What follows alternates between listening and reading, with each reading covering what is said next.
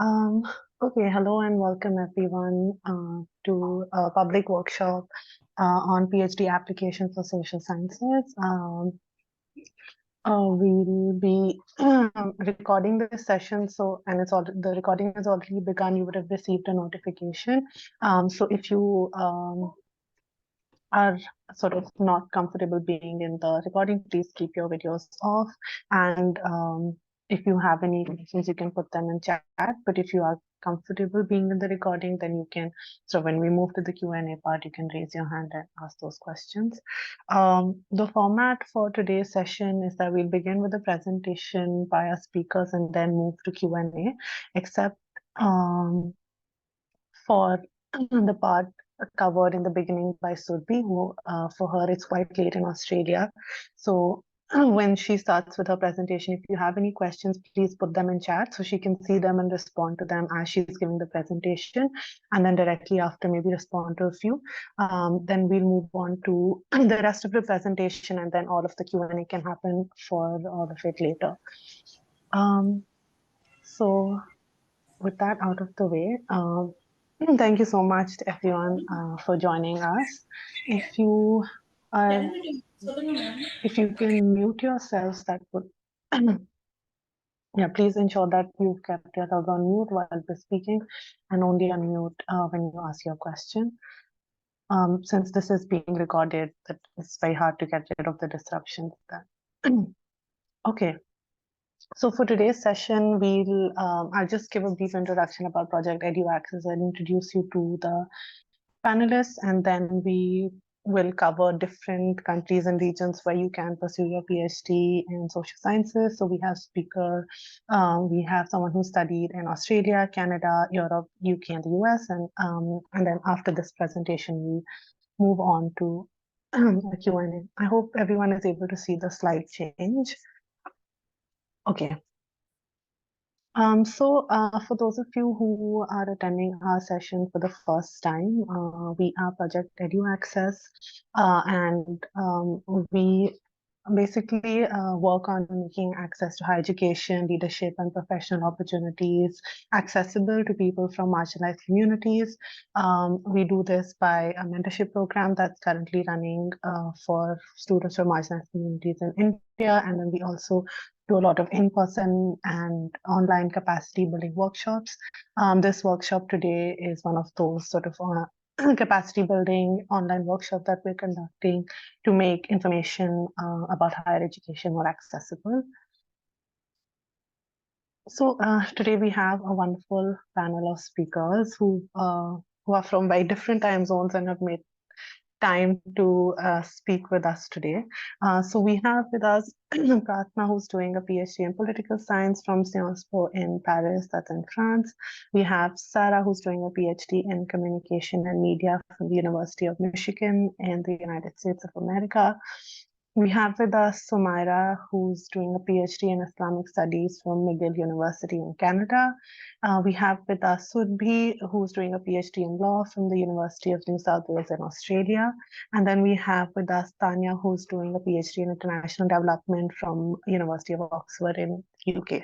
So a very diverse panel, and hopefully all of you will be able to sort of get a sense of what applications look like in all of these regions and ask as many questions as you want. I will now hand it over to Surbhi to take over and speak about PhD applications in Australia. Hi, Misbah. Can you hear me? Can you all hear me? Okay. Yes.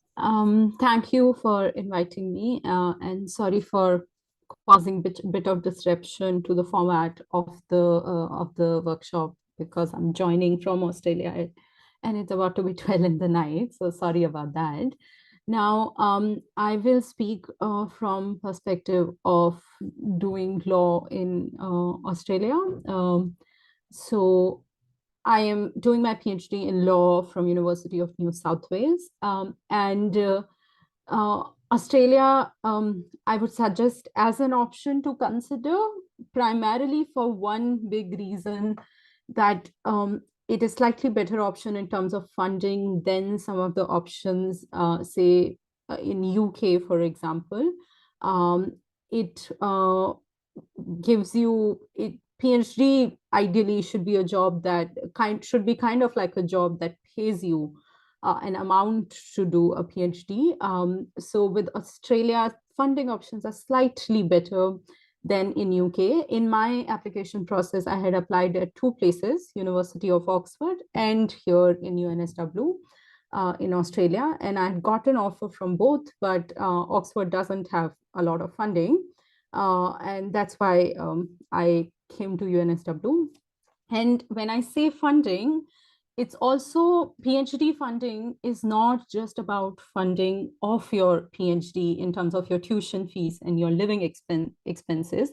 PhD is also supposed to be the time where you're supposed to engage with an academic community, where you're supposed to get to know people who are working in your field, because you're going to write a PhD to a particular audience. So you're going to write. So for example, my PhD thesis is on feminist constitutionalism. So I am going to talk to people who do constitutional theory and who do gender and constitution. So these are my two broad audience. And for me, during my PhD time, it is important that I go to conferences, attend events where these two audiences are available, because I'm engaging with their literature and I'm trying to respond to it and create a space for myself in that academic community.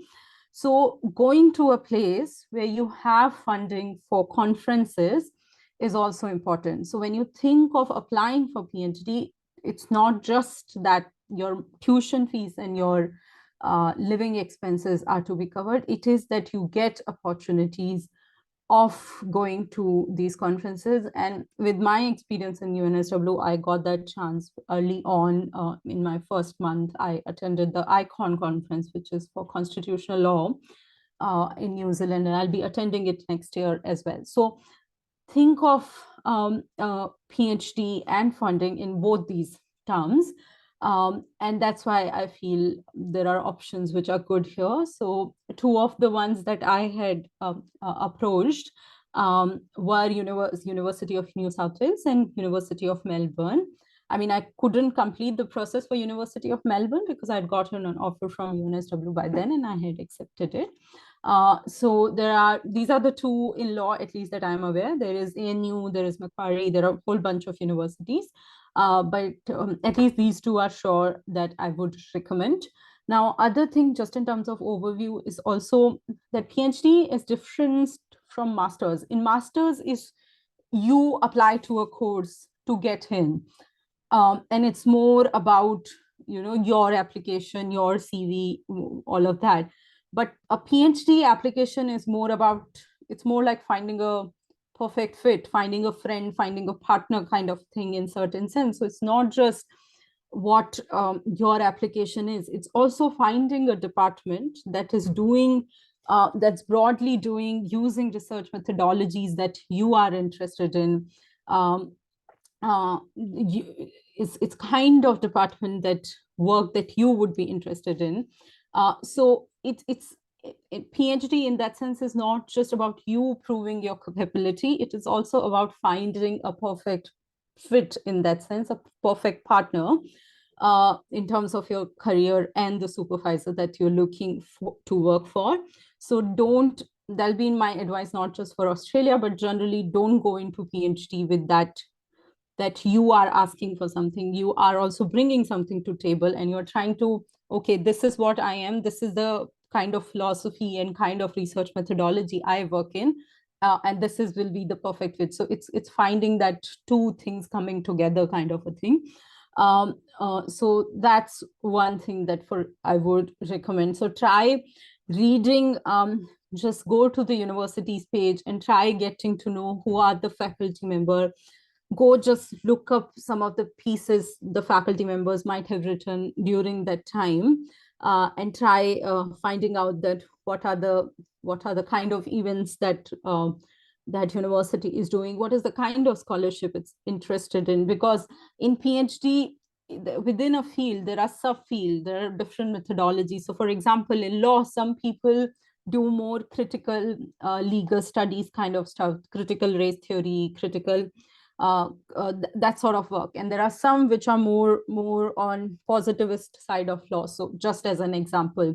So to find that what is the kind of idea and methodology your department is working with is also important. Now, coming to timelines. So usually in both, I mean, here it's a trimester system. So you would have applications, for example, for UNSW, one round was due in March, I think, then the next one is in July. So it's a trimester system.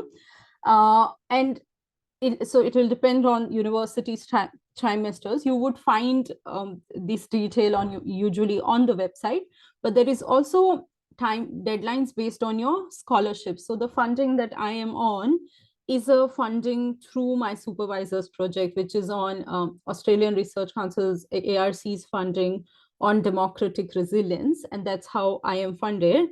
So I hadn't applied to UNSW. I had applied to my supervisor for this particular PhD funding that she was offering. So you might have some of those kinds of opportunities. So good idea to start looking at. So for example, what I had done is that I wanted to work in feminist constitutionalism. So I started looking at people who are writing on, who are major names. So my supervisor was a name. There were other people who were names in the field.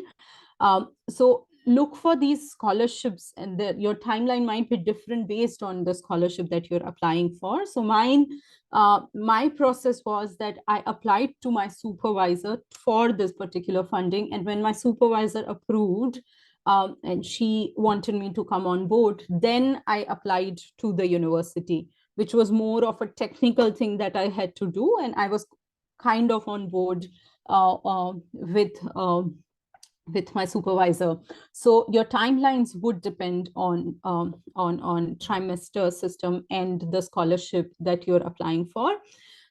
Ms. Ba, can you go to the next slide? Sorry. Yeah, I think I've covered all this. Yeah, just in terms of why Australia, I missed to point out one thing, which was that methods course. In here right now, I'm in my second semester, and we have a very detailed methods course, at least in UNSW. I am still not aware of other universities in Australia, but having a methods course is really important. I wouldn't have liked a PhD that sort of leaves you by yourself, do your thing kind of a thing. So we had one set of methodology courses in our first semester. Right now I'm in second semester, and we are having really good course on the relationship of power with research and like placing research in a broader context of society. So you may want to look at the structure of course, that if you need a training, for example, a part of my PhD would also involve history methods, and I am not trained in them. So I might have to take courses. I've written to the history department here saying that I need those trainings. So it might be a good idea that what is the research methodology that you're going to use to sort of also look up the methods training that the department offers. And last bit, just in terms of career development opportunity, it's also a good idea to look for a place and reach out to other PhD scholars who are already there. So for example, if somebody wants to come to UNSW and has question, I'll be happy to sort of engage with them. But it's a good idea also to see as like what is the PhD community like and what are the facilities available. So here in both in as far as I understand, in Melbourne and in UNSW, you get your own proper office space. You get to be, so you're not treated just as a student or something. You're part of the faculty seminars that happen. You're supposed to go to them. You get to interact with the faculty. So having that sort of space of working where you're not just a student, but a kind of a upcoming scholar working in an area, those facilities are also important. So look up the website, talk to people who are already there, look up the people who are working in particular fields, and think of these questions. And in my opinion, in Australia, you get those opportunities slightly more. Yeah, next slide, Misbah. Thank you so much. Now coming to how does the process go? So here you're usually expected to send an expression of interest email, which is, I can share a format of it with EduAccess for them to put on their website, if that helps. So expression of interest is just an email sending to your supervisor. Some universities have a particular format also, but generally it's broadly that you approach the supervisor you are interested in. And you write to them saying, hey, I am so and so, I've done this work. And then in second para, you say that this is my idea, this is what I want to work on. Is it all right? I would be interested in working with you. Is it all right if I send my proposal to you? So that's usually the first step, that you don't approach the university per se or the department per se, but you approach one supervisor with this expression of interest email. And when you do that, before doing that, it's a good idea to have your proposal in place, because if they respond, and I had gotten like a response within a day from the person I had written to in University of Melbourne, saying that, yeah, they'll be interested. So have your proposal beforehand ready, so that if they say, yes, I'll be interested in reading your proposal, you have a document ready and you just send them. So don't ghost people, just send your proposal immediately. So have your proposal ready, send the expression of interest email. And just in terms of proposal, a general advice which I wanted to give was that a lot of people do reach out to me for PhD, and I've observed this happening, that we become, or I was also like that, we become very stuck on getting a one fixed research question, one particular idea, that this is what I'm going to do in my PhD, and worry that I might not have that exact argument, and hence I am not ready for a PhD. This is a loop that I was also into, that, oh, I knew that I wanted to work in gender and constitution, but I felt that I don't know my exact research question, exact problem statement. Those questions are important, but you also need to realize that, like, that your first year of PhD is for that question, for you to figure out that what exactly is your research question. So you're not supposed to do your first year work before your proposal itself. What you need to have in your proposal is more broadly just the themes, just an idea that, okay, I am engaging in feminist constitutionalism, for example. In my case, I know this is the literature, I feel this is the gap, and this is what I'm planning to do. This is how I'm planning to fill that gap. But you don't, I mean, if I look at my proposal today, which I had prepared like a year and two ago, I would hide my face if I had to look at it today, because my idea has just changed so much, because that's what you're supposed to do in your first year. So don't get hanged on with the idea that I need to get the exact question, exact argument in your proposal. Otherwise, why are you doing a PhD if you solve that question at your proposal level itself? So have that proposal ready in proposal formats where from university to university, but usually 4-5 pages, introduction, hypothesis, bunch of like sort of a research plan that here the PhD is usually 3.5 to 4 years. So plan that this is what I'll do in first year, second year, third year, and bit of bibliography. That's what you're supposed to do. And then, of course, with proposal, if your supervisor, usually probably they'll have a meeting with you, talk to you about your work, about your proposal, all of that. And once they approve, then you apply usually to university. And for required document for that are, your resume, your proposal. They also, I missed to add here, usually any piece of publication that you might have done, because supervisors may want to get to know your actual writing skills, and a statement, generally just the way we write statement of purpose, which is there. And then you apply with these documents to university.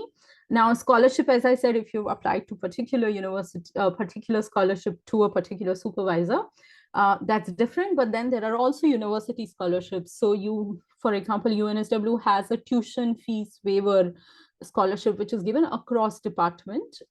So you might get your scholarship results later. So your journey can be university and then scholarship. Mine was that I got the funding beforehand and then I applied to the university. And language tests are usual. TOEFL applies, the other one applies.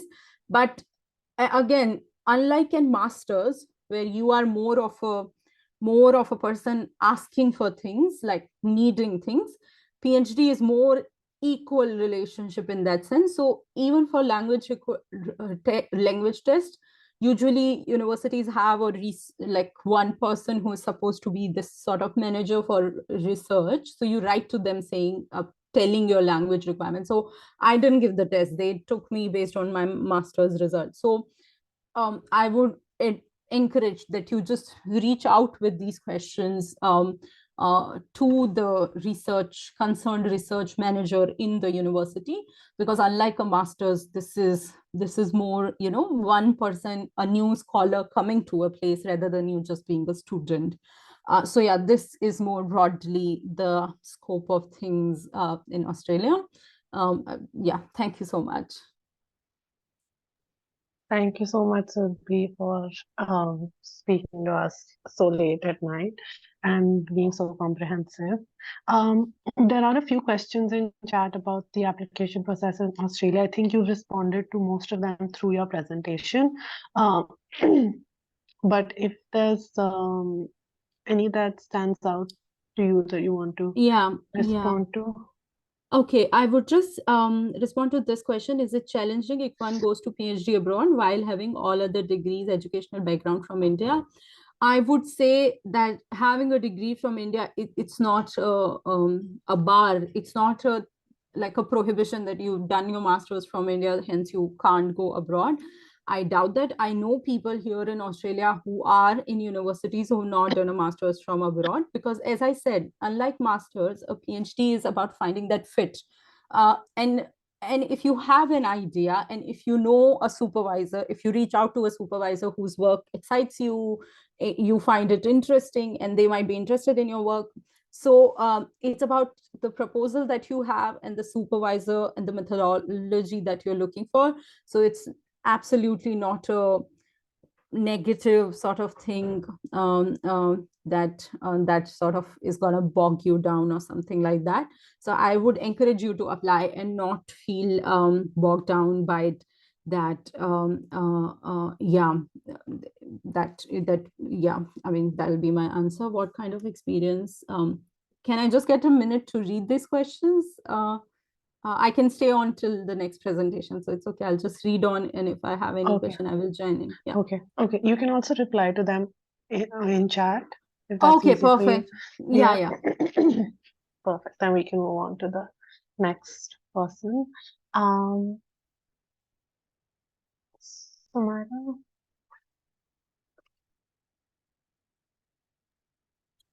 Yeah, I'm here. Can everyone hear me? Great. So, hi, my name is Sumaira. I'm a PhD student at the Institute of Islamic Studies. I have just started my 5th year. So usually it's a 6-year PhD. It's fully funded, and I will get into the nitty-gritties with the presentation. Very similar to the previous advice that you've received, here too, you need to have a project in mind. The research question can be broad. So for me, when I started, if I were to give you an example, and it has changed completely, radically so. I started with literary relations between Urdu and Turkish. I was trying to see what kind of texts have been translated, how do I look at memoirs, travelogues, and also legal and political treatises that were entirely focused, written in Urdu, but based in Turkey.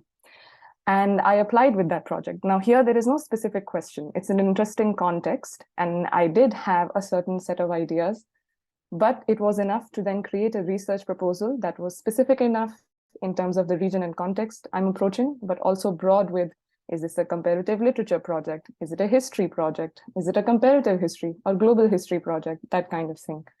So having a project in mind, which is specific in some ways, but the questions are broad enough so that you can actually work on it and then explore what you're going to do. Because otherwise, what's the point if you've already come to your conclusion in the research proposal?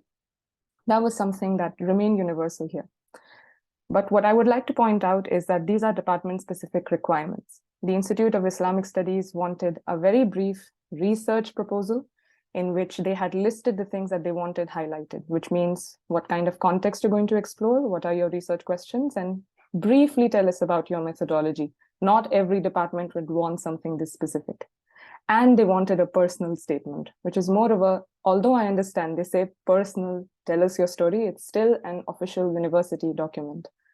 What they require is how you are going to relate your personal academic background to the requirements of the department and your research project. Second thing is approach your supervisors. It's their job to respond to your emails, and approach multiple supervisors, approach multiple people in a university. Don't be afraid. You should have a template in mind. Don't write long emails giving them your entire CV or telling them exactly how you came to this project. That's the whole point of a proposal. But if it's a 4-line email saying, hello, hope this email finds you well. My name is this. My research background, 1 line is this. Right now I'm trying to explore Urdu-Turkish literary relations. And I feel like my research interest is germane or relevant to your current work on global history or global history of ideas, that kind of thing. And that's enough. But approach more than one person also to gauge, is the department a fit for you? Again, it's going to sound repetitive, I believe, across presentations. You need to see a department as a whole and the opportunities of guidance and coursework that they offer. Is that germane to you? It could just be that you are trying to work on Sri Lankan texts from the 19th century. And you can find people who are working on similar themes in the comparative literature department or the history department, or even someone in political science or critical theory. So you need to see exactly how this university and your department particularly will be able to then offer you an intellectually fulfilling life. It can't just be one person that you speak with and then for 6 years you are sitting in one room writing on something. That would be torture, more over and above than what a PhD already is. So you need to see it in a holistic perspective and how intellectually fulfilling your life can be at a department and a university. And this is a question I get asked a lot about teaching experience and publication. It really depends on the department. Of course, there is no denying that if you are already published, it shows that you understand academic writing and that you have already worked in the field or understand how academic work functions. And second one, teaching experience, because it's a 6-year PhD and your funding package will have a base stipend, which is entirely insured. No one can take away this money from you. So this will be a base stipend. Depending on the department, it can increase or decrease even as you move ahead in years. But teaching is a compulsion. I really enjoy it, but it depends on how many students you have, what kind of workload it offers you. But if you've also previously taught, then obviously this speaks to your experience of being in an academic environment where you haven't just researched and published, but you can also actively participate in the teaching community, which is why you are different from other grad students like MA students and obviously undergrads, because your responsibilities are that much higher. You are not entirely an employee, because unfortunately we are not paid as well as employees. But your responsibilities and your training as a teacher is something that a Canadian PhD or a PhD in North America as a whole will certainly ensure. Then timeline, start early as possible. So in June, and this is something that you will see in other presentations too, between June to August, you should have an idea of exactly what are you looking for? What's your research project going to sound like? You need to have a document. 1,000 words even is enough sometimes, because not every research proposal has to be 8 pages, single-spaced, give us a bibliography, clear methodology, literature review. Not everyone is going to have that requirement. A lot of them give you clear guidelines and it's relatively general. So by June and August, have certainly a clear 1-line idea of, I want to study this. By September, start approaching people. It's the beginning of semester. Sometimes they'll respond within an hour. Sometimes they might take a week. Then by December, that's usually the deadline period. Try to not push things towards November. People are already anxious. This is after mid-semester. Everyone's already correcting assignments and a bit busy, so they'll take time to respond. It'll only increase your anxiety. If the process is done early, it'll just ease the whole application stress for you. The situation will just get easier and you'll also have more time to speak with other grad students. That is the most important thing.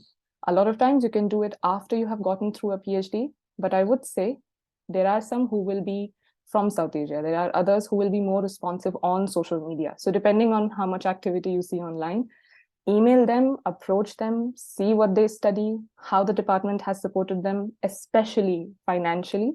And their experience then can help you decide whether to apply, or once you have been accepted through, where to go to.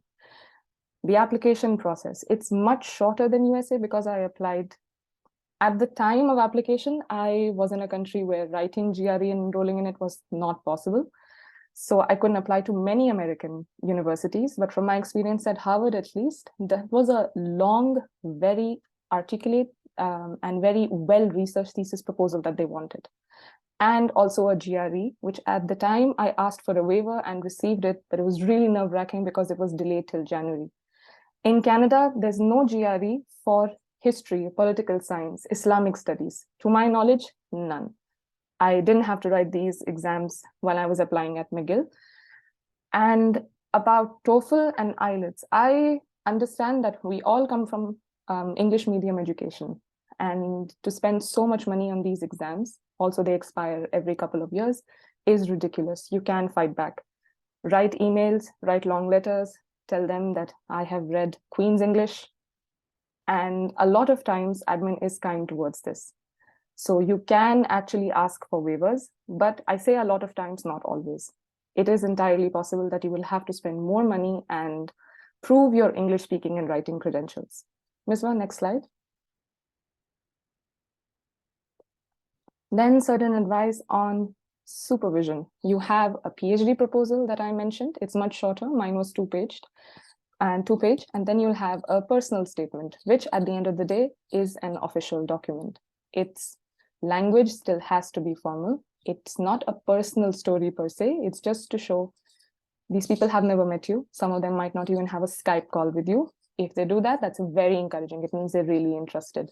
This is going to be, quote unquote, your story.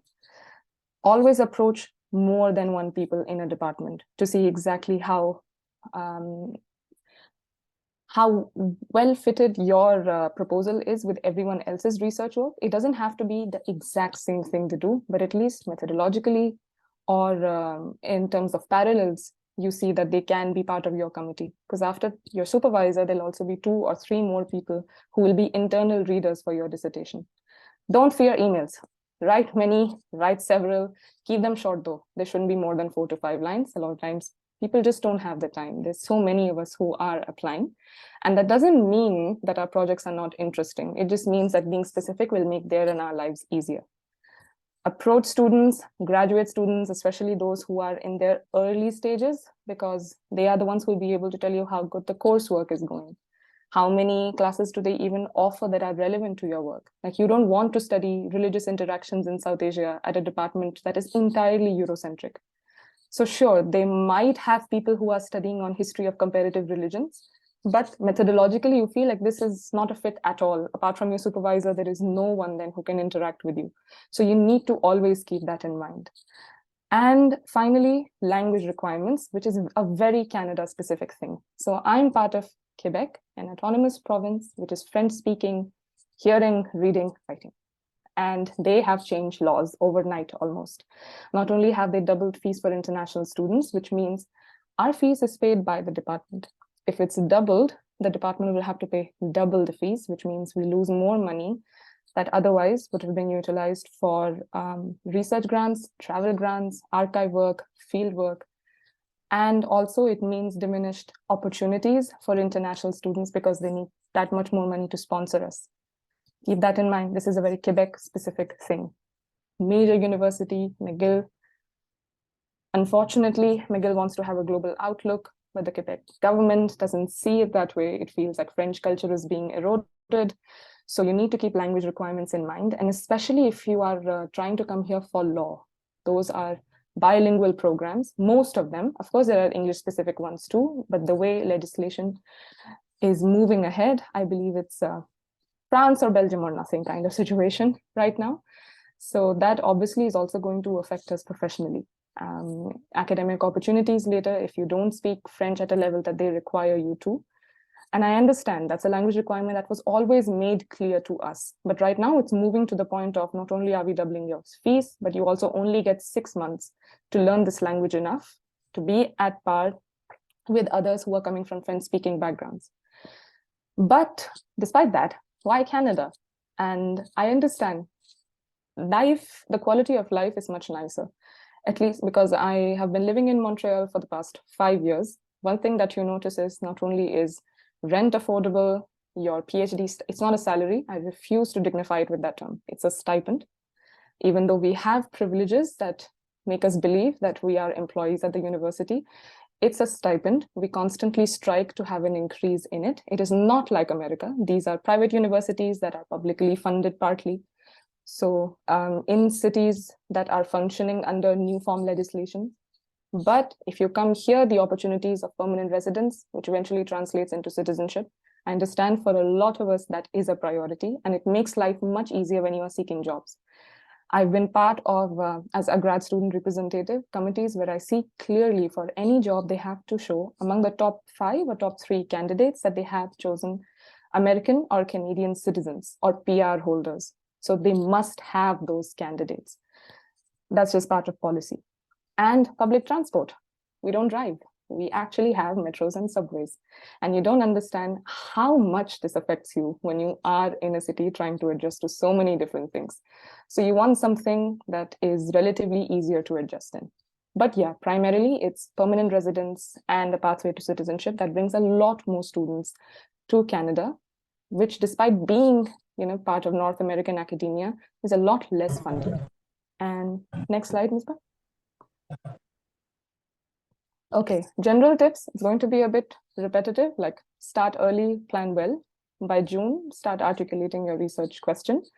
Proximity to American institutions obviously helps. You go to conferences, you have your networks, and it also helps in applying for postdoc positions, and eventually you can come back to Canada or go to America. Moving from North America to Europe is also not something that's rare or unheard of. Happens all the time, especially if you are in Quebec, which means ties with academic institutions in France, in Belgium. If I consider Europe, with Switzerland, it's a well-oiled machinery. It happens all the time. So you need to see which university you're going to, and then especially with American institutions, how many tie-ups do they have? But even otherwise, at an individual level, it's something that's entirely doable. Tailor your applications according to the department. It doesn't have to be the same document that repeats itself. Change the vocabulary, see what your supervisor has researched on, worked on, what kind of methodologies do they use. It'll only require a change of 2-3 lines even, because the document is that short. But it cannot be a universal template that you fill things in and you send. You need to tailor it according to their requirements and interests even. Quebec is French. I have already ranted about this, so I'll reserve my judgment. And again, teaching responsibilities, that makes it's a long PhD. It's 6 years at least. So that's how long your initial permits will be for. And you will teach, and it's an added responsibility. So it's not just that you go into your research and then you can start writing from day one. This always takes a huge toll because sometimes we are not used to balancing research with teaching. Always keep that in mind. Much longer. So I also understand people have personal reservations and responsibilities. A European PhD is much shorter. You will be done on time within 3, at max 4 years, and can be in the job market that much sooner. And just in terms of structure that I offer, a 6-year PhD with 2 years of coursework, I notice it now. No one tells this to you, but I do notice it now that 2-year coursework is your exit opportunity. You've tested waters, you see that you enjoy this department or not. The supervisor is well fitted to you or not. I understand there are norms of civility even in academia. You can't just go on, keep tasting masters with fully funded PhDs. It takes away opportunities from other students. But that is an exit opportunity if you feel that this is not for you. We have something called qualifying exams, again, uniquely North American, which I think is immensely helpful and also stressful. You'll have to make 3 lists on each theme, say like Islam in South Asia or Persianate history, something like that. You'll have 200 books in these lists. You read them, you write your qualifying exam. It's to show that in a broad field, you can actually teach these things and not just what your PhD is. Then you have thesis proposal, you defend your proposal, dissertation follows. One thing to keep in mind though, Canadian universities, academically at par with any other institution across the world, but a lot less funded than American PhDs. So the kind of scholarships that you see available, like American Research Institute for Turkish, American Research Institute for Persian, AIIS, American Institute for Indian Studies, Pakistan Studies, Bangla Studies, Those are all meant for either American citizens or students enrolled in American universities. In Canada, you will not be eligible for them. Yeah, that's it.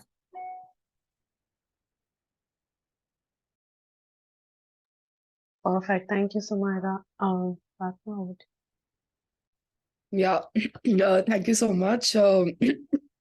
I think a lot of it, what has already been like, we have already covered. So I'll like just stick to the parts of the application that are purely, Europe centric. So yeah, firstly, with regards to the flow, as like, even Sumaira pointed out, European PhDs usually last between 3 to 4 years. We do not have compulsory coursework as such. Obviously, if you are a part of the PhD program and you want to attend classes of the master's students, you're more than happy to do that. But you do not have compulsory coursework as such. So the moment you enter the PhD, you have a proposal, you work on the proposal, you work on your thesis, and that's how it usually goes. Now, with regards to application process, there are three types of PhDs. If I had to like classify, one is a project-based PhD. So like for instance, if there's a supervisor who gets a ERC grant, for instance, so they will start a project and then they will hire PhD. So these are one type of recruitment when it comes to PhD application. The second time are the regular deadlines. So like the deadlines might vary from December 15th to February. Again, it depends on institute to institute. For instance, for Sciences Po, there were two deadlines, one in January and one in May. So these are fixed deadlines and they do not change. And the third type of deadlines are rotational deadlines. So some universities recruit PhD students on a rotational basis. For instance, University of Oslo recently in September, they had a call for recruiting 3 PhD students in political science. So they do not follow a fixed calendar as such, as in when there are, vacancies, they just announce, and that's how they recruit PhDs. So these are the three types. And I think if you are looking for a PhD in Europe, you should have your eyes in all of them. And we can, I'll talk about that in detail in the next time. So I think the best part about applying to Europe was no need of GRE, TOEFL or anything. And I think like I think GRE was one of the main reason that was holding me back from applying to universities in US, and I was very happy when I got into Sciences Po that I do not have to give the GRE exam. When it comes to English language requirements, most of them do not ask for it, and even if they do, if your medium of education has been in English and you just submit the proof, that is more than enough. But out of all the places I applied, none of them asks for my English language requirements. So I think that is another good sign of applying to Europe. Okay, can we please go to the next slide? Okay, so I thought of including this application startup pack. Basically, the ingredients of a PhD application mostly includes this in terms and this thing. So one is, I think most important, is the PhD proposal. Again, the requirements of the PhD proposal might differ from department to department. For instance, University of Oslo wanted me to submit a 3,000 words PhD proposal, whereas Sciences Po required me to submit 5,000 worded PhD proposal. And I think in political science, a PhD proposal is extremely important. That will make your application different. And as all the panelists have earlier said, your PhD proposal will evolve eventually. It is not like a stamp that, okay, you signed up for this, so you have to continue doing this. It will evolve, but I think it is very important to have a solid proof research proposal, get get opinions about it, because I think this is the most crucial part of application. CV, already spoken about. SOP, statement of purpose, again, like how your personal background, your academic background has prepared you to pursue this PhD. Why do you want to do in this university, and how is it connected to your academic goals? And in case of Sciences Po, they also ask additional 4 questions, as in the questions I remember were like, for instance, what are your weaknesses? How do you plan to enhance your skills during the PhD? So again, that depends on institute to institute basis, and that is something you need to check before applying for that PhD. Master's thesis or writing sample. So most of the European universities, they require you to have a master's thesis. And like for instance, in Sciences Po Masters, the last semester is completely, reserved for master's thesis. Like you just work on your thesis, nothing else. And most of them have this requirement. Some of them also accept writing sample, but again, it differs from institute to institute. For Sciences Po, it was compulsory to submit a master's thesis, and because I had done my master's at Sciences Po, so it was an easy transition for me. But again, that is something that will depend on institute to institute. Then supervision. So I think a lot has been spoken with regards to supervision, but I think what is different in the European cases, some institutions specifically mention in their website that they are not comfortable with you approaching supervisors. Okay, so that is why again it depends on institute to institute. So go to the website, check if there are any requirements. If I remember, it's CEU or CUI that had this requirement. I just remember going through that you're not supposed to contact anyone. Yeah. So you're not supposed to contact anyone who is who can be a potential supervisor. So again, take that into consideration. Then again, why Europe? So you don't have coursework. If you feel that you are ready, like that, I think that is one differentiating factors when you're applying to PhDs in America, for instance, or PhD in Europe. You do not have any coursework. You have a project that you are working on, and that's how you go ahead with. Then focus on mixed methods. So the project that I'm working on has uses mixed methods, and I feel like in American universities it has a more of a quant or positivist approach. So I wanted something more of a mixed methods orientation, and that is why Europe was just perfect. And important part was access to Schengen area. Like even though if I'm in France, I can basically travel all over Europe. And it's not just the traveling aspect, but I think also attending conferences aspect, right? Like, as Surbhi and Sumaira also mentioned, like attending conferences is also an important part of how you develop as a PhD scholar. And with the Schengen area, basically you have access to the entire Europe. You can go anywhere, and even for vacations, so you can have budget trips. So that was also something I had in consideration. The two other points that I didn't add was public transport. Of course, everything is connected to everyone, and you don't have to pay a lot. And especially in France, if you're a student under 26, you have additional benefits, like you have 50% off on your public transport card, free entry to all the museums, and pretty much about it. So I think those are also additional benefits that basically I was more prone towards Europe than towards the US. And also the funding. I think what's important is funding. So I'm on a doctoral contract basically with Sciences Po. So I do not have external funding. I have internal funding. And like Sumaira said, that it's a stipend, dignified as salary. I will get a stipend for that. And they also give generous amounts for doing field work. And they Sciences Po even gives it for master's students. So I was able to conduct field work even during my master's. And because my PhD focuses on India, I would be required to shuttle between India and France. So they give money for field work, and especially in social sciences, I think fieldwork is extremely important. And Sciences Po has money for that. So that was another criteria that I kept in mind. Can we go to the next slide? So general trips, I think it is very important to have a Twitter account. Now all the academia is moving to Blue Sky. So probably now Blue Sky as well, have accounts on these two social media platforms. Follow everyone who works in your field. Trust me, most of the academicians, the moment they have any RA-ship, PhD position, pre-doc, post-doc, any positions, they tweet about it. Now they post it on Blue Sky because they're shifting to Blue Sky.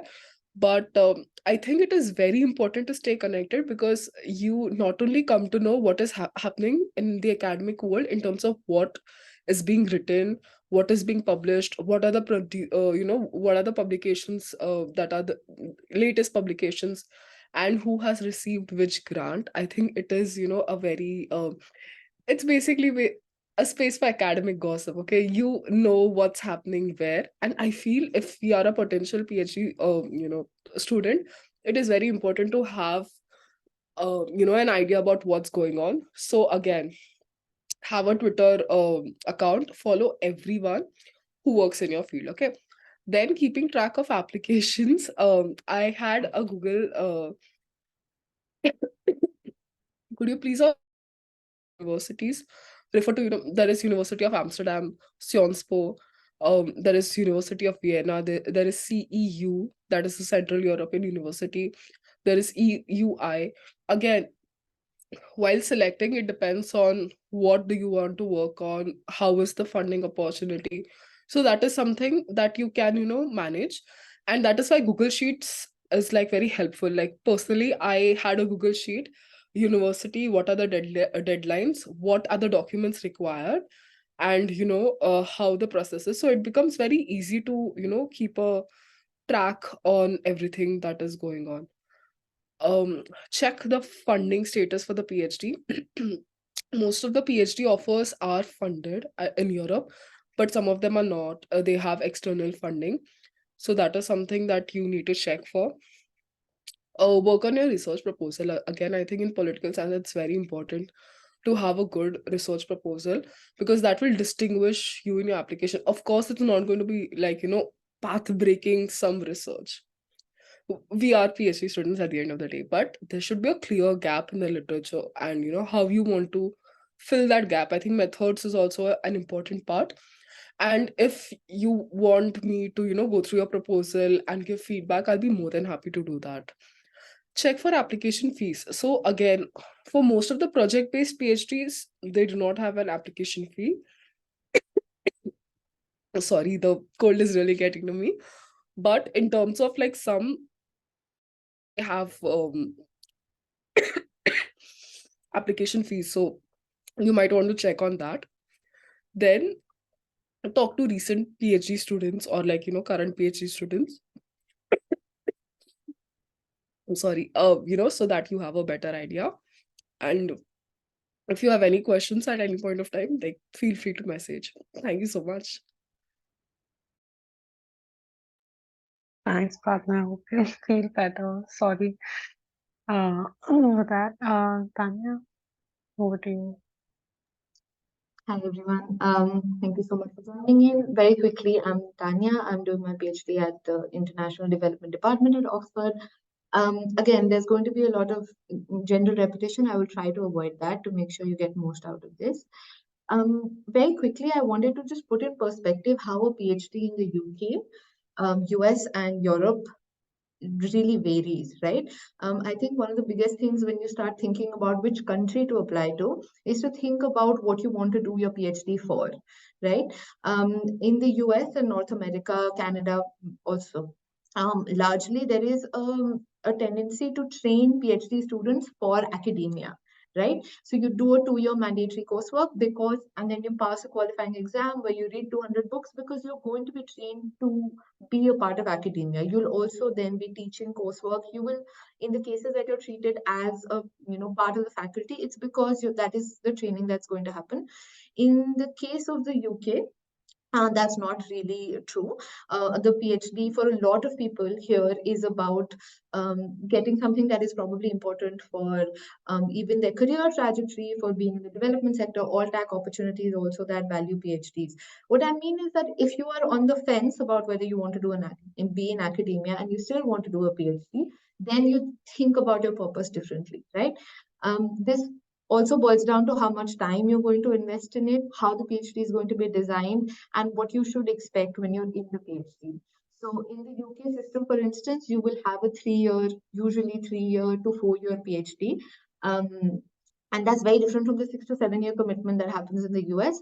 The idea being you approach this as something that you are already ready to do, and you seek facilitation and guidance while you're in the program. right?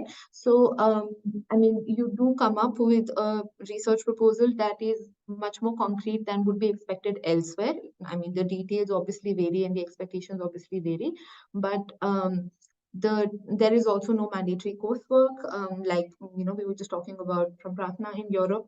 The course design and structure is also very open, so you end up sometimes you can take courses, but in a lot of places nothing is mandatory. So it might feel like you're on your own, but that also speaks to what you want to do the PhD for.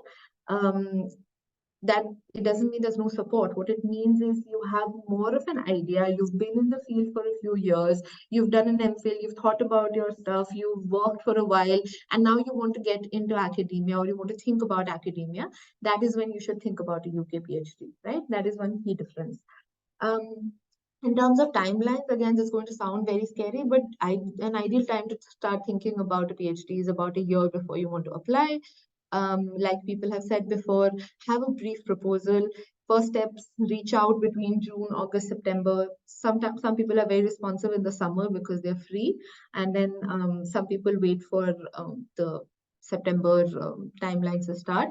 But basically, in the summer, you reach out to a potential supervisor, then you collect your application materials. First set of deadlines happens in December to January mostly, and then there is another set that happens later on in the year. What is key to note here is you will be disqualified for a lot of scholarship applications if you don't do early applications. I'm not talking about the early November applications or the ones in August, September, but you want to keep an eye out on scholarship deadlines and make sure you think about that when you put in your application. Key aspects, like everybody said, research proposal is required. So I will go into a little bit more detail on that, slightly more detail than elsewhere. Writing material does not have to be your MPhil thesis or a master's project. It is much shorter, will vary in length from department to department and university to university. SOP is not usually asked for, but some departments will ask that for a scholarship application if you want to apply for a scholarship, and then a CV. And finally, you don't have to do the GRE in the UK, and IELTS TOEFL also, you can ask for waivers in most places because you've been a student of English for so many years. Okay, next slide, please. Okay, key points about the UK PhD. I feel like this is also something I wanted to point out, which people haven't discussed, which is choosing your discipline. Because when we come from India, there's a certain way in which we think about what political science means, for instance, or what sociology means, for instance. What geography means. And these things don't map on as neatly in the UK versus US paradigm, in that political science is far more quantitative in a lot of places in the US than it is in India. It might be in the UK system divided more neatly into international relations and political theory. So, and a lot of what we do as political science might actually map better to sociology in the UK. So you want to think a little bit about the discipline that you pick, because that does, to a large extent, sort of limit you in the future as well about the stream that you can get into. And I'm doing an interdisciplinary degree, which has its both pros and cons. I have a journalism background, then I did my political science in India, and now I'm doing an international development degree. For me personally, it was a little bit about making sure I keep my options open, and so I'm doing this particular degree, right? But you want to think about whether international development will hold value in the same way when you go back, right? Because it can sometimes people are purists about the streams that they're in. So anthropology, for instance, they're very particular that you need to do degrees in anthropology to make a sort of career in there. So think a little bit about that. Choosing your supervisors, like everyone has said, very key question. Also particularly key over here because you don't have any, like, as such, don't have any coursework, don't have much of a community. So your supervisor becomes a little bit of a key in who you end up interacting with the most. I think a good way to look at that is read up on the potential people that you're interested in, read their articles and see which one speaks to you most, right? Both, not just in terms of research area or topic, but also in the way that they have conducted research. Often what happens is we see somebody is working on India and we get excited, but their way of thinking and their way of researching is very different from what we want to do. And so I would urge you to read their materials as the quickest way to understand if that aligns with the way you think of research. I'm speaking to multiple people. Of course, everyone has talked about it. Don't be afraid of cold emails. Research proposal, again, key aspect, try and get a very brief research proposal when you write in your first emails. In the UK, it's also mostly very important for you to get some sense of confirmation. Unlike Europe, in a lot of places, people will ask you who has confirmed to be your supervisor. So for instance, in Oxford and Cambridge, the application itself has a column saying, have you spoken to a faculty member who has potentially agreed to supervise? But what I mean to say when I say this is, don't be afraid to reach out because you don't have a perfect research proposal. The supervisors don't even expect that at this preliminary stage. What you can tell them is that this is your brief idea. Maybe you have like a one-pager attached to the email and say that, would you be potentially interested? And if they give you a little bit of a go-ahead, you can put their names in. Right. So, I mean, please check if there's somebody who is denying that, but usually like Oxford, Cambridge, LSE, a lot of them will ask you for these names. You can also ask your supervisor for feedback on your proposal. If you think that, if they tell you that maybe you can work a little bit more in this area, or you can think of these feedback methods, that might be helpful. Writing materials, you can always use existing papers and mold them. If you have a publication, it's great, but not recommended, not necessary. It's also at a very I mean, obviously it's always valuable, but people shouldn't think that they can't apply because of this. The idea with your writing materials, when you think about them, think about how it speaks to you as being someone who can engage with scholarship, right? Your writing material is not a test of how well you know this subject, or not a test of, they're not going to take an exam on your writing material. The idea with the writing material is to show that you know how to engage with research and you know how to write about it, right? The academic CV, again, not as important as the CV for job applications. An academic CV is more oriented towards showing your research capacities. Think about your research experience, even if it is in the capacity of other work. Think about publications. Work experience, which is tangential, can be lower in their order on your CV, right? Okay, next slide, please. Yeah, SOP, again, like I said, it's not asked for everywhere, so I wouldn't worry too much about it in the UK context. But broadly, an SOP will have three parts: why you, why them, and why you together. This is just a funny way of putting it, but basically, who are you? Why do you want to be here? What do you bring to the table? Why them, in that why is it that this department or this university is something that is useful for you? And why together, in that how you see yourself fitting in and both contributing to the department and learning from it, right? So think about it as broadly these three aspects. Choosing a college, but this is a sort of slightly offside part for Oxbridge. Oxford and Cambridge have this idea of colleges where you put in, you stay and reside in a college, but you work out of a department. And the college does not determine anything about your academic work, but it does determine where you will stay, the community you will have access to, and often the funding that you will get access to. So a lot of people just leave this column blank. I would urge you to actually find out a little bit about the colleges. There are only going to be some colleges that cater to those departments. But what I mean to say is, maybe if I had the option again, I would put in a fancier college, right, to see if I can get it. Okay. Coming to the PhD experience itself, there are no coursework requirements in my department, though we have one exam that we have to give, and we can choose any one course and give the exam for it. In the history department, you don't have that requirement, so that varies. But again, the idea here is that you're somebody who's ready to start running from the first day. Okay, it doesn't mean your work has to be complete. It means that you have a strong sense of what you want to do, right? It is very self-motivated, because you don't have structure. It's harder to be disciplined. In that, you have to rely on discipline quite a bit. Another important thing I would tell you is that even though you are still a student, you are not treated as a faculty member in this case. there is a way in which the UK supervisors tend to only see themselves as facilitators. They're not going to tell you what to do. They're going to guide you in a way about what they think what you can look at. But ultimately, it's your project, right? It's your ownership. Often, because of the way we are in India, we are motivated to ask our supervisor things like, what do we do about this? How do we do it? But that's not the sort of experience, I think, that ends up happening very often. And last slide. Yeah, I think general tips about the UK scholarships are very hard to come by. The UK does not think of scholarships as a right for the student.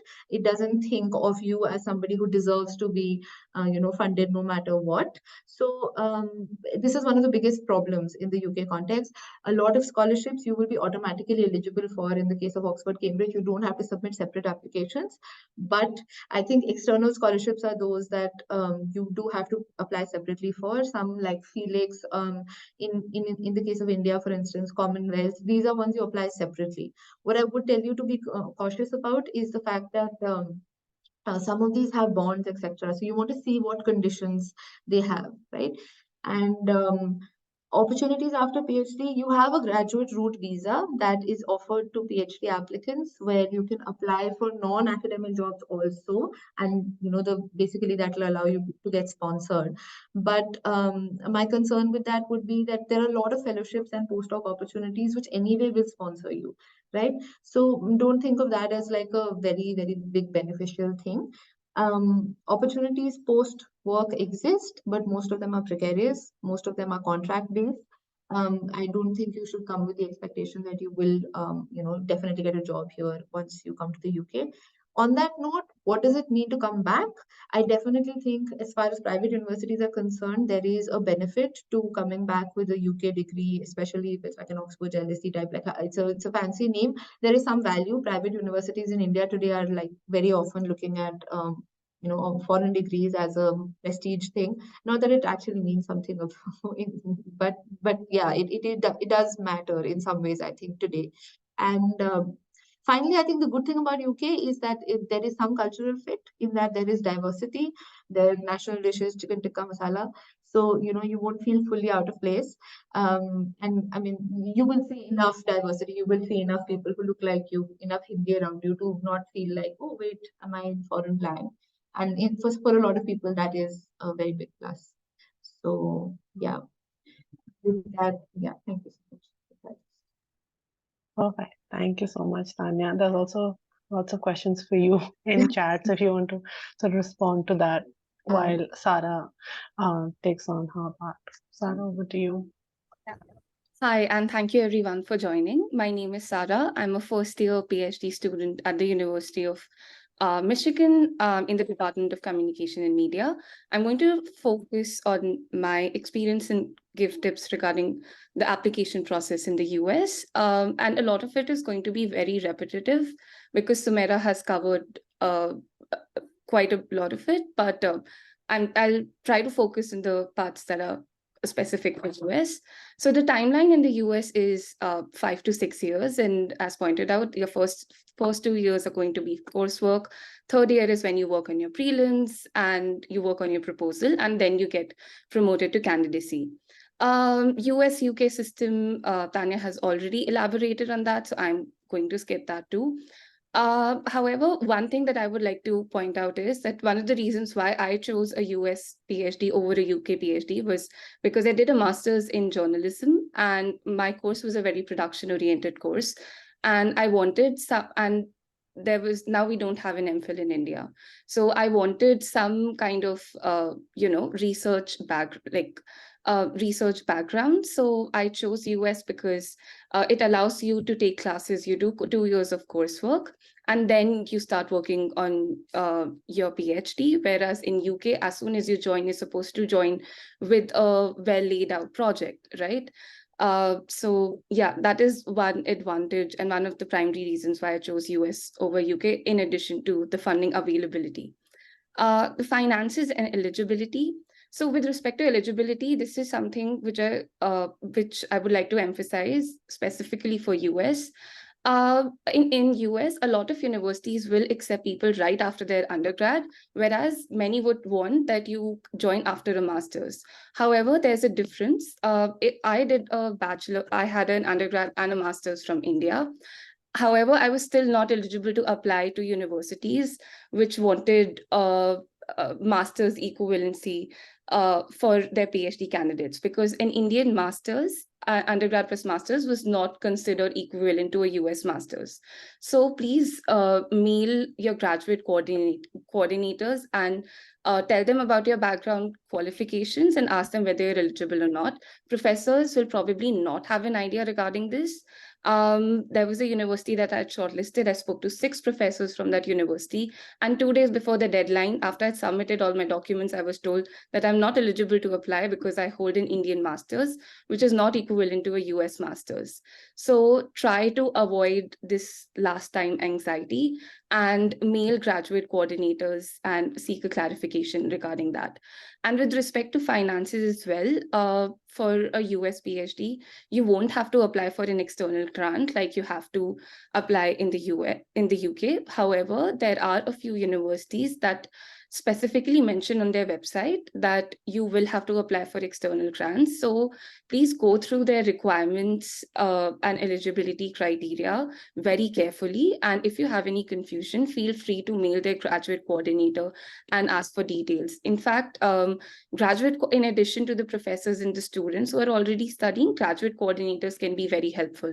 And I, in fact, even mail graduate coordinators for something as small as, asking whether a professor of mine couldn't submit my LOR from the university email ID. So would that be accepted or not? And even small things like these might make a difference. With respect to the timeline, I would say reach out to professors beginning from late August, because usually the semester starts in the first week of September. So late August, while they're preparing for the beginning of the classes, professors will respond to you. And it is sometimes, as Sumaira pointed out, they'll respond to you in NNR, they'll take a week, and they can also take a month. So be patient. And I kind of divided the timeline when I reached out to professors. I reached out to a few of them in late August, then a few of them in October. And I even know people who reached out to supervisors like just a week before they were applying, just to inform that, okay, this is what you're interested in, this is where your research interests match, and they have applied just. And I would say, it's not important that you reach out, but it is recommended, because in a pool of 300, 400 applicants, if you've reached out to a supervisor or a professor, or if they agree for a Zoom call with you, that's great. It helps your application to stand out. So don't be apologetic or feel like have second thoughts with respect to reaching out to supervisors. Scheduling your TOEFL and IELTS test. Mail graduate coordinators and ask for waivers. Most of the universities will provide you a waiver. A few of them might not, but yes, feel free to do this before you schedule your test. And I schedule my test in the last week of October, so I had enough time for the test scores to come, and then for them to be sent to the universities. The final deadline with respect to the application, for some it is for the middle of November or the last week of November, but for the majority of the universities, it's first week of December or December 15, and only a handful of universities will have their deadline in the first week of January. With respect to the application process, I think a lot of people have specified how important the statement of purpose or the academic statement or personal statement is. Most of the universities would want you to write a statement of purpose of 1,500 words. The word limit also varies, and it is better that you stick to the word limit mentioned on the department's website. Some of them would want you to write an academic statement and an additional 500 words personal statement. Most of them specify what exactly they are looking for in a statement of purpose. And there were a lot of questions with respect to how you're supposed to frame your statement of purpose. talk about your background, how your background has helped to shape your research interest, what kind of a broad research project you're interested in. And you can have research questions, but you don't need to be very specific about your research questions, because in a US PhD program, you'll be doing 2 years of coursework. It's not necessary that by the time when you're in your third year, by the time you're working on your research proposal, you would be working on the same project. Projects tend to change, as Sumaira pointed out. So there are few people who have a clarity with respect to what they want to work on, and that's great. However, if you don't have a clarity, it's absolutely okay. That what they're actually interested in looking is whether you can think like a researcher, and you can work on a research project, and they can invest in you. So yeah, it's important that you highlight that. And in addition to that, also why that particular university, why you want to work with that particular professor. Another thing that I would like to add, especially with respect to social science background, in the US, there is a lot of research labs that the university has. So you can also add that in your statement of purpose, that how, if you are selected, you can contribute to this particular research lab and work with this professor, or different kind of working groups. And all of this information is available on the website. In addition to that, you can also mention that how, not just with respect to your specific department, but there are other departments as well where you would like to take a few courses, or you have professors who would help in shaping your research project. So it kind of gives an overview that why you are a good candidate for this university. Resume, it should be academically inclined, and just whatever you are not able to include in your statement of purpose can also be reflected in your resume. Your writing sample, it's not important that you have something published. I did not have any article published, and I used one of my term papers as a writing sample. And this is something which was told to me while I was considering my writing sample, that it doesn't need to be excellent scholarship because you are not a PhD yet. However, they just want to see whether you can write well or not. With respect to interviews of shortlisted candidates, so there are a handful of universities that will conduct interviews, and they will specify that. So, however, not all of them are going to conduct interviews. And the round of interviews also happen probably in February after they have released the first round of acceptances. So yeah, next slide, please. Yeah, GRE, as I've already mentioned, request waivers. It is highly possible that they will not accept it. So in case that doesn't happen, please schedule that in advance. And also one point that could you go back to the previous slide, please? Yeah, also with respect to shortlisting universities, a lot of students have this query that, okay, how do we shortlist universities? So in the US, what I recommend is, there's this categorization that you have 10 Ivy Leagues, which have the Ivy Leagues have great fundings. Then you have R1 University, R2 and R3. After Ivy Leagues, it's important that you shortlist R1 universities. R1 universities don't have as great funding as Ivy Leagues, but it's enough for you to, I wouldn't even say it's enough, but yeah, they fund you well. And on top of it, even the number of classes that you will be taking, many universities allow you, expect you to start teaching from your first year. Many expect you to work as a researcher in your first year, and then you are expected to teach, or you become a graduate student instructor in your second year.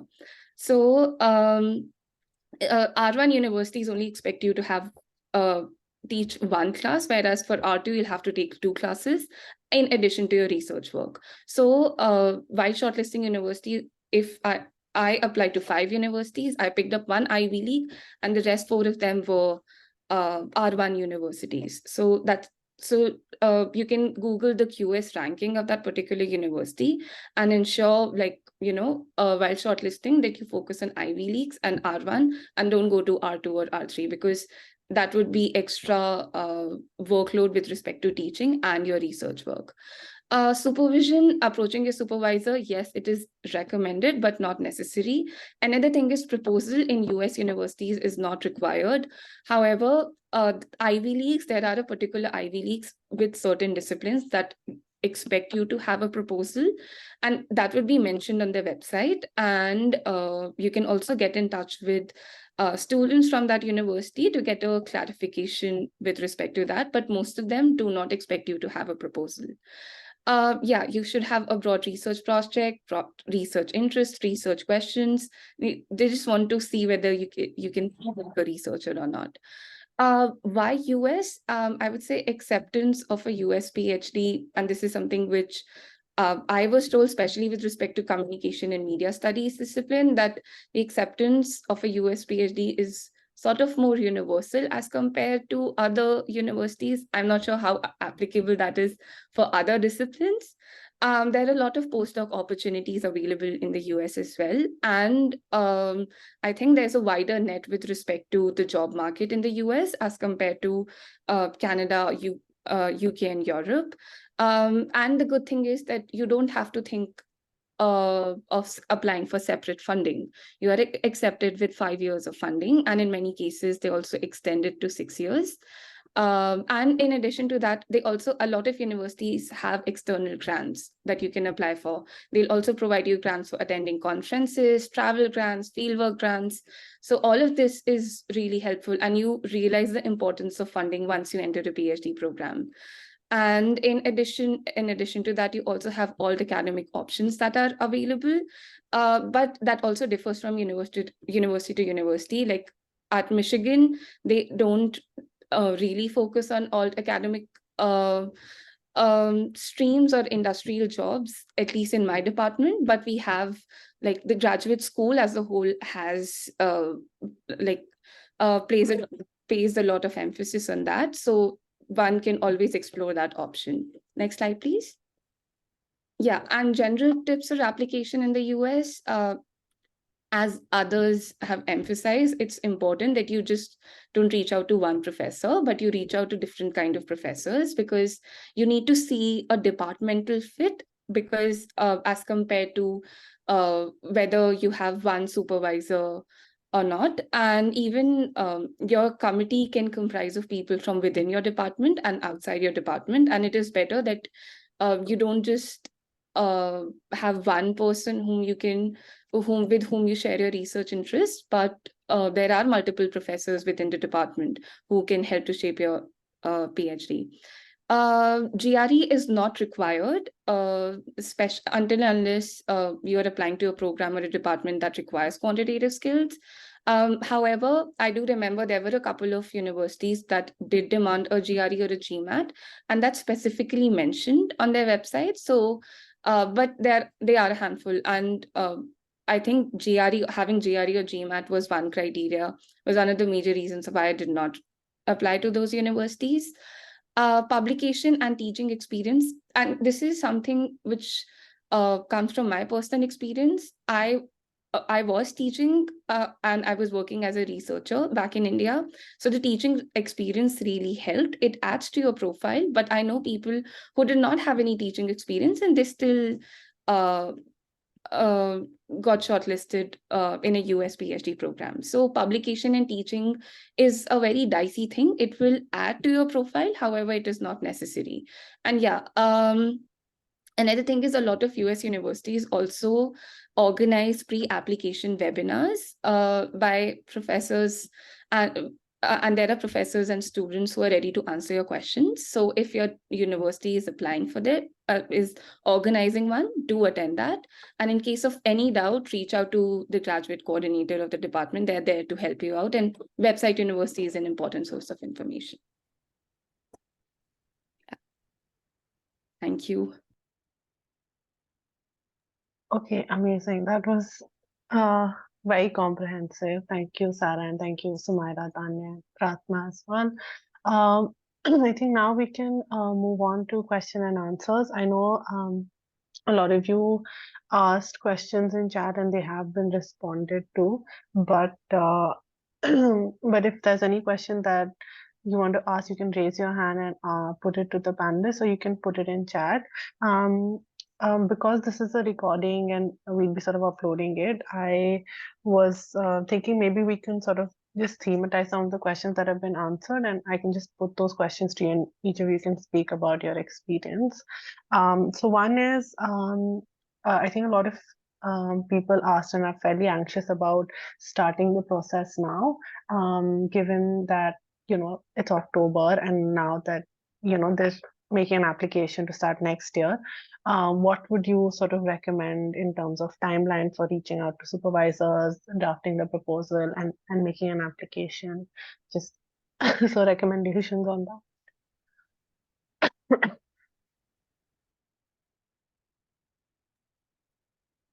If I could, I understand that all of us have highlighted a timeline that begins a year in advance or even June. I would like to specify a lot of this is also luck. It's also the pool of applicants in that specific cycle and your supervisor and what kind of research they are going to undertake in the following academic years. So there is no universal. There are people who will start right now in October. They will have their research question. They'll approach supervisors. Supervisors will respond at max. Sure, I gave a relative timeline. They respond within a week. You finish your application, submit everything that is required in the form, and that's it, and you will get through. So by saying start early or plan or be strategic or start in June, that's something that will ease the process. We're not saying that this is a universal, and we also don't wish for that to be a cause of severe anxiety. You can approach. There are people who will approach supervisors as late as November, but the project is such a great fit, or the supervisor has received, $100,000 grant just to approach feminist constitutionalism in that academic year, and suddenly your project becomes a perfect fit. So don't see this as a cause of anxiety. You can approach them. Earlier, the better, obviously. Perfect. I think one thing that was asked recurrently again was just teaching and publication expectation for applicants. So maybe if all of you could just sort of quickly respond to that for your own sort of country where you applied, whether it was important to have that experience.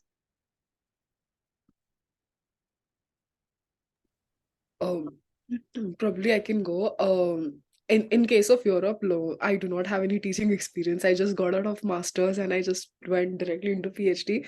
So I do not have teaching experience for that matter. In terms of publications, I have just written one op-ed probably for the Quint. That is all. So I have no academic publications in my credit. So I do not think, of course, if you have teaching experience and if you're published, of course it's better, but if it's not, then that shouldn't be a criteria for you to decide not to apply for PhD programs. And I think that has been reiterated again and again by the other panelists as well.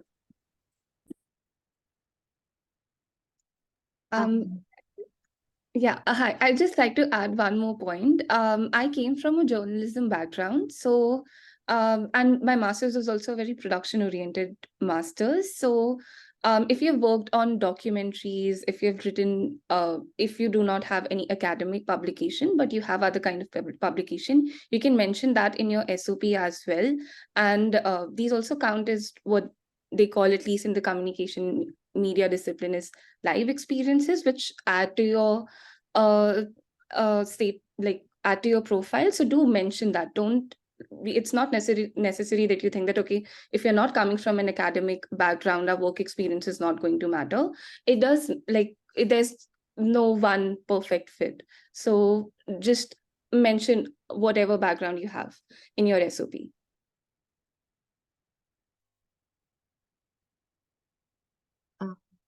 Go ahead, Taanya. Sorry, I didn't realize if I was muted or unmuted. I would also say that everyone is really concerned, usually about your publications.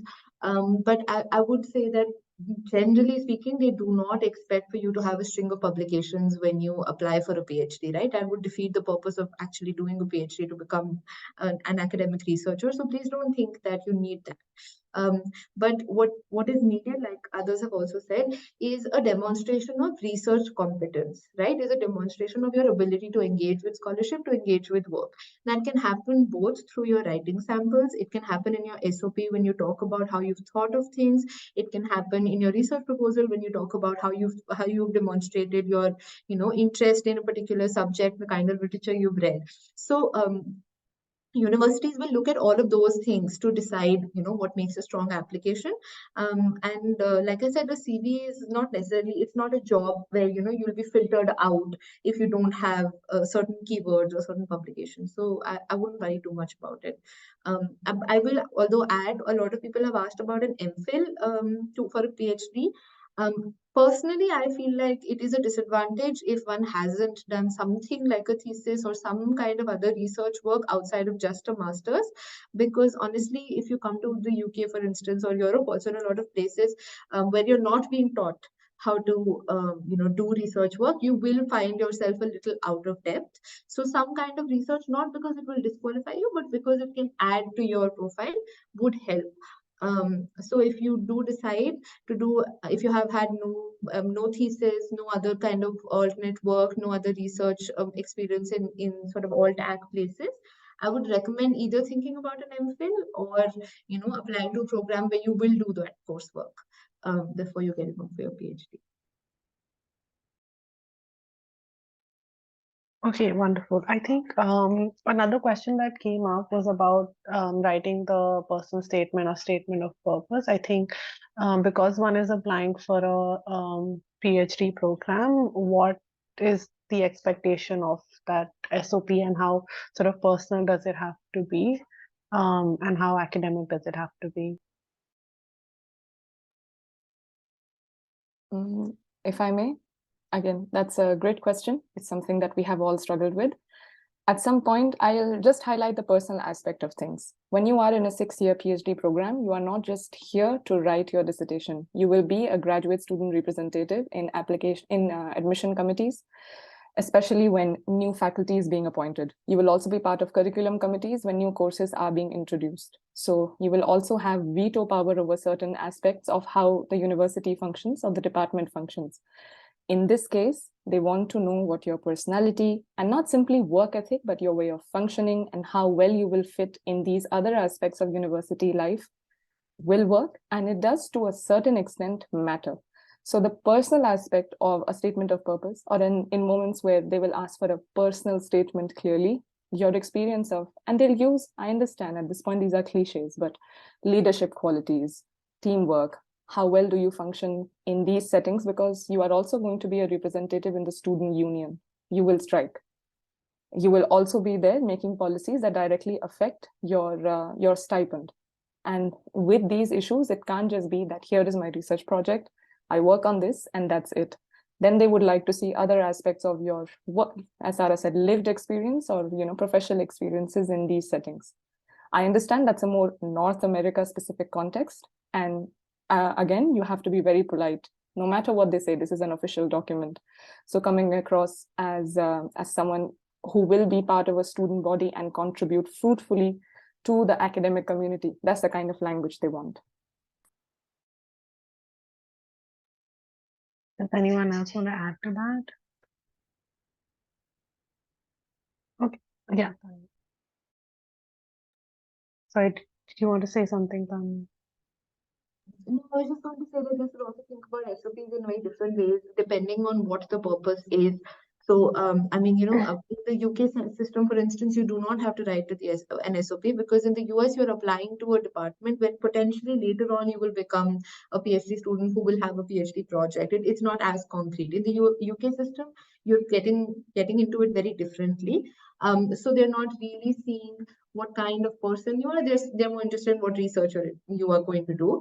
But where they will ask you for an SOP is for scholarships, where the personal often will be about what your personal condition is, if there is a certain disadvantage that you come from, a certain section of marginalization that you come from, and then expressing how you want this sort of, how the scholarship fits you. So I mean, there is also not one clear-cut SOP that can work for everything, right? And it would be important for you to keep tailoring it. depending on the requirement. Yeah, I just want to quickly add to Tanya's point, like, just quickly. I think Tanya just, summarized it very beautifully. And I think also, like, in case of European institutions, while they're asking for SOP, below they also give you guidelines, write about this, this, this. So I think, following that is easier, to help to structure your SOP. Yeah, actually, I'd also say that in general, as a rule, don't ignore what the department will actually specify on its website. Very often they won't, but if they're telling you they want it between 2,000 to 3,000 words, or if they're telling you not to exceed 2 pages, don't think chalta hai. We often tend to do that. It is also a test for sometimes people think it's disrespectful for you to expect, potential supervisors and others to read much more when you have been categorically asked to do it within a certain limit, etc. I mean, not a few words, but I mean, more generally, right? Sending a 10-page academic CV when you've been told that it should be a 1-pager won't help your case. Thank you. Another question is about interviews. Are there interviews for PhD applications in your sort of home university or country, and how does one sort of prepare for that? So like for Sionspor, I did not give any interview as such, but I know of places where they interview, like for example, University of Oslo, they had like an application process round, and then they have an interview round. Also for like PhD that are project based, they usually have interview round. So again, it depends on, I think, case to case basis. And for Sionspor, I did not have to give any interview. It was just the application. Like even for US, I did not have to give any interview. What is recommended is that you do reach out to supervisors before applying, but that's not really an official interview. It's more of a chat that you will have with your potential supervisors. And many times they'll also be kind enough to, help give you tips with respect to how you can tailor your SOP that will stand out in the application process. But a few universities do require, I remember Columbia does require an interview, and they also want you to work on a proposal. So it's specified on the website, and it's always better that you reach out to current students and ask them that what the interview process is going to be like. I think with interviews for the UK, again, a lot of it is about just scholarships. You don't have interviews in general for the PhD program. And for scholarships, I think it's probably a different session altogether. But like Felix, for instance, is sort of known to have these pressure test interviews, right? Where they will try to, so you prepare for them very separately and very differently. But in general, I think the golden rule is that if you're interested in a research project and you're being interviewed about it, the only thing you need to focus on is knowing your subject well enough, right? Knowing what you want to talk about. That's it. They don't want to know, other stuff about who you are as a person. They're mostly interested in your academic, research interests. So, yeah. Thank you. Sumaira, do you want to add anything to that? No, nothing. There's no interviews to my knowledge for social sciences at Canadian universities, but the system obviously keeps changing. So it depends on several factors. The only interview that I have been a part of was for Felix Scholarship. And again, there is no talk of any other personal experience, but show me your bibliography. What is your research topic? Why is this relevant? What is your methodology and what you are responding to? More than anything, I believe, more than even my prospectus defense in my actual PhD, that interview was very, very, very specific and academically oriented. So like Taanya said, it depends on, especially your funding interviews, it depends on what is the criteria of selection. Amazing. Thank you so much, all of you. Yes, Just one is I would like to add, in addition to, asking for TOEFL or GRE waivers, you can also ask universities for fee waivers. And whereas some of them would happily oblige, whereas many times there are no fee waivers for international students, but it's always better to, ask for it in advance. because yeah, application fees are also expensive. Yeah, I just wanted to quickly add, like during my presentation, I forgot one important part for PhD, like for people who are applying to the US for the PhD. American Political Science Association has this minority recruitment program. So if you're a part of the program, which is free, of course, you get application waivers for I think 15 to 20 US universities, and they include Ivy Leagues as well. So I think this information is gate kept and not a lot of people know about it. I forgot to mention in my presentation, but now that I remember, I think you should apply for it because it gives you access to a lot of application waivers and you save a lot of money. So yeah, go for it. I think I'll also just end with one last bit, which a lot of people asked, was about the age thing. As far as especially the UK and even I guess Canada, Europe area is concerned, age is not a bad thing. And 30 is not, I mean, when we're on the other side, when we're 18 or 19, 30 seems very late. But honestly, if we have a 21-year-old, we will probably, in the UK system at least, think that they're too young to be doing this PhD, right? Like immediately, unless they've done some sort of other significant experience. So please don't think that will be a very big disadvantage and that you can't come back. A lot of especially public policy programs, other interdisciplinary programs do cater to people who have been working for a while and then want to pursue a PhD. So choose that wisely, but don't think that it means that you can't. Mostly you'll find people like, you can check the median age for admissions on the department website, and often that will give you a sense of how young or old people there are. Perfect. I think we've answered most of the questions that came up, and you've also sort of responded to questions that related to your presentations in chat. Thank you so much. I know we like way past the scheduled time, so thank you so much for staying on for so long. Thank you for giving such a comprehensive presentation, Sumaira, Sara, Prarthna, and Taanya, and for taking the time out. And even though it's like really early in the morning for both Sumaira and Sara, thank you for joining us. For those of you who are asking about the recording, we will upload the recording of this session on our YouTube channel in a day. So keep a lookout for that. And you can also access our resources on the Project EduAccess website for sort of guides on drafting your application documents. And we've also done a few workshops on specific PhD applications before as well that you can find on our website. And we are also hosting a public workshop tomorrow on the Erasmus Wonder Scholarship, which is for Europe. So whoever's interested, you can join that as well. But thank you for joining us and for staying for this long. I hope you all have a nice weekend and rest of the day. Thank you, everyone. Bye. Bye. Thanks, everyone.